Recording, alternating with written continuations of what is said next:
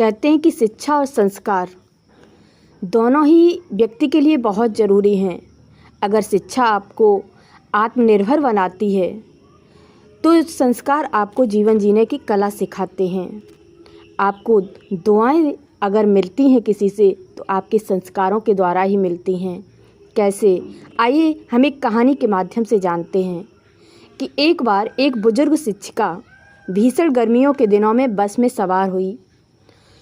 उसके पैरों में बहुत तेज़ दर्द था, दर्द से बेहाल थी वो, लेकिन बस में सीट न देखकर जैसे तैसे खड़ी हो गई।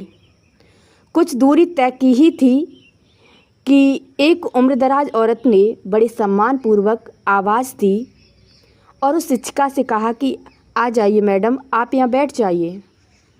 और ये बात कहते हुए उस बुजुर्ग महिला ने अपनी सीट पर उस शिक्षिका को बिठा दिया। खुद वो गरीब सी औरत बस में खड़ी हो गई। मैडम ने, जो शिक्षिका थी, उसने उस गरीब औरत को बहुत दुआ दी, कहा बहुत बहुत धन्यवाद, मेरी बुरी हालत थी सच में। उस गरीब महिला के चेहरे पर एक सुकून भरी मुस्कान फैल गई। अब कुछ देर बाद शिक्षिका के पास वाली सीट भी खाली हो गई, लेकिन उस महिला ने एक और महिला को, जो एक छोटे बच्चे के साथ यात्रा कर रही थी और मुश्किल से बच्चे को ले जाने में सक्षम थी, उस महिला को सीट पर बिठा दिया। अब अगले पड़ाव पर बच्चे के साथ वो महिला भी उतर गई। वो सीट खाली हो गई, लेकिन उस नेक दिल महिला ने बैठने का लालच नहीं किया।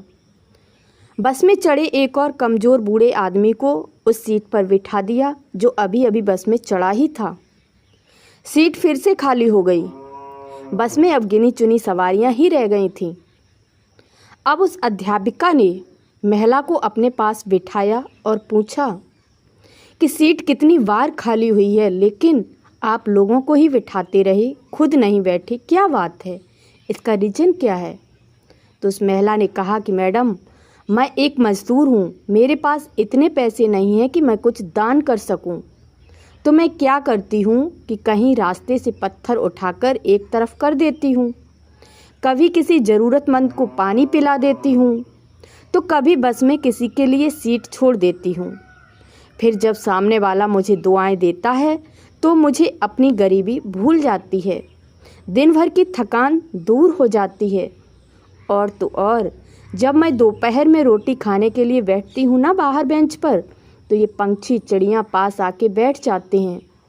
रोटी डाल देती हूँ छोटे छोटे टुकड़े करके इन पंछियों को।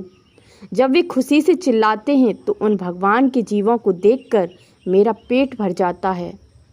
पैसा धैला न सही, सोचती हूँ दुआएं तो मिल ही जाती हैं ना मुफ्त में, फ़ायदा ही है ना। और हमने लेकर भी क्या जाना है यहाँ से? हमें इस दुनिया से अगर कुछ ले जाने को मिलेगा तो सिर्फ लोगों की दुआएं होंगी। यह सुनकर कि वो शिक्षिका अवाक रह गई। उसने देखा कि एक अनपढ़ सी दिखने वाली महिला इतनी बड़ी सोच की है, इतना बड़ा दिल रखती है, और उसको भी, जो कि एक शिक्षित महिला है, एक शिक्षिका है, टीचर है, उसको भी इतना बड़ा पाठ पढ़ा गई। तो इस कहानी से हमें ये सीख मिलती है कि अगर दुनिया के आधे लोग ऐसी सोच को अपना लें तो धरती निश्चित तौर पर स्वर्ग बन जाएगी। लेकिन सच तो यह है कि सत्य बहुत सरल है, एक साधारण इच्छा की तरह। कोई मेकअप नहीं, कोई तामझाम नहीं, लेकिन इसकी खूबसूरती यही है कि यह बेहद खूबसूरत होता है। इसलिए सच्चाई के मार्ग पर चलें, नेक दिल बने और जहाँ तक हो अच्छे कर्म करें जिससे लोगों की दुआएं मिल सकें आपको। और जब भी आप इस दुनिया को अलविदा कहें तो आपके साथ लोगों की दुआएं हों। धन्यवाद।